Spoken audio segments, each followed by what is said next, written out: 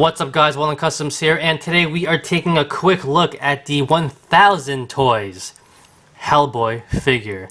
The original versus the KO. In my opinion, they're both fantastic figures. They both come with all these different accessories, very similar to each other, if anything identical. However, the KO one does actually come with the extra horns on the head and also the sword of Excalibur.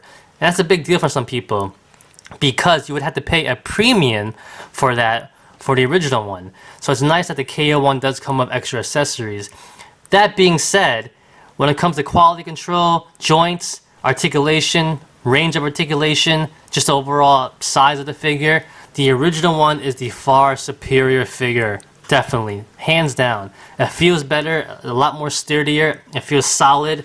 Everything about it is just better in every way compared to the KO. The KO one has kind of like ratchet Revoltech joints that aren't as good, but they're decent enough probably for what you need it to be. This one has really nice joints. Either it's a nice hinge joint, they fold in really nicely. You can see the hinge right here.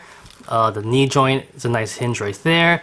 For the KO one, on the other hand, the KO one actually has ratchet joints, very similar to Revoltech joints.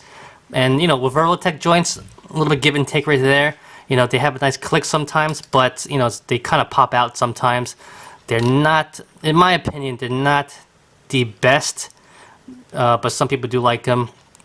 It just comes down to your preference, but it is a big difference between hinges and Revoltech joints. Now, another big difference between these two is this pure quality control. You know, honestly, this one, the real one, feels so solid. He feels so solid. All his joints feel firm. And he fell right there. Everything just feels really nice. Very premium feeling of a figure, especially the money you pay. But everything just works well, feels good, nice. It's stiff, but it's nice, and you know, you just know everything's gonna work okay, basically.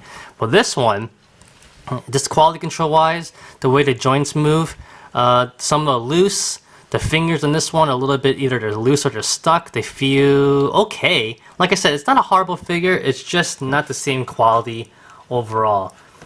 But you could work with it though, that's the thing. You might notice a couple of different things, like over here, the rubber over here is a little bit, I'm gonna say, warped. So sometimes when you're moving the shoulders around, the little fin right here might get stuck inside like that, which is a little bit annoying, but you can work with it. It's not a big deal.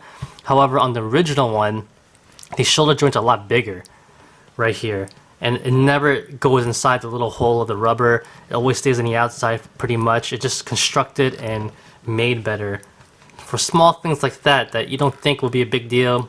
It might not be a big deal, but you definitely do notice it on the knockoff. That's why I say when it comes down to pure looks and just a little bit of posing, I think the KO one is just right for the money. But if you want a nice superior figure, you want him to stand out with the rest of your figures, you want him to be nice and big and awesome looking, then you go with the original one. I myself got both of them because I had two different reasons why. One, because I want one sitting on a throne with his horns and his sword. The other one, I just want to stand alone just like that. And it's perfect because I got them both at pretty cheap prices. You can definitely get the KO one with a lot of different fire effects I saw online. This one I have my own, but you have more possibilities of different accessories with the KO. But like I said before, if you get the KO, you have to understand that it's not going to be as good as the original one. There are a lot of small things that might bug you or you might notice. The quality control in the shoulders, the jacket itself is not as sharp and clean looking as the original one. The range articulation, some loose joints, everything you can work with. Don't get me wrong, you can work with it, but you will notice it. But if you don't have the original one, you might not even realize how much better the original one is actually. So it really comes down up to you how much you want to pay. You know, you get this for around 50 bucks. This is about 100. So money is definitely a big motivator, obviously. But in the end, both of these figures are fantastic looking figures on their own. They will stand out no matter which one you get. They both look fantastic. And even the detail on the bootleg is just fantastic. It has the rubber upper body as well. Not the same joints inside the body, but it could definitely do as much as you need it to. The belt looks fantastic. The accessories on the belt look great. The paintwork on this figure is top notch for a KO. Don't get me wrong. It might be a KO, but it is still fantastic. But in the end, it's up to you guys. Which one would you get? The real one or the KO? If you liked the video, give it a thumbs up. Peace!